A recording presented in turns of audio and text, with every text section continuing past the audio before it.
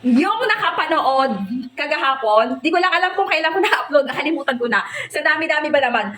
Kung napanood mo nung nakaraan or ewan ko kung kailan, basta eto yun. Etong necklace yon. Di ba dumating siya? Dumating siya sa atin, sabi ko sa inyo, i-heads up ko kayo once na ma-double check natin yung ating performance ng ating bracelet and necklace. Kasi guys, doble na yan. Dalawa mo na siyang marireceive. Isa lang ang in-order mo. Ito yung maraming, kung tandaan yung videos ko doon, ito yung maraming inclusion, ito yung maraming palibre. May palibreng lagayan, may palibreng paipit, yan, ito yon. Na ang binili mo is necklace lang, combine nitong bracelet, tapos ayan yan, oh. O, di ba? Oh, di ba, Ben? Ay, nako.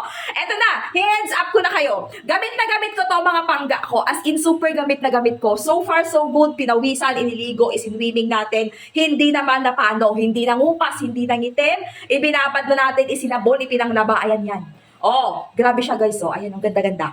Again, gusto pang regalo kung naghahanap ng mga ganitong klaseng mga stainless gold na non-faded, non-tarnish at hindi talaga nakakalawang. Maglalagay po ako ng link dyan mga boss, madam, sir. Ayan yan. Sobrang ganda. Discounted yan sila. Napakaganda, minimalist lang.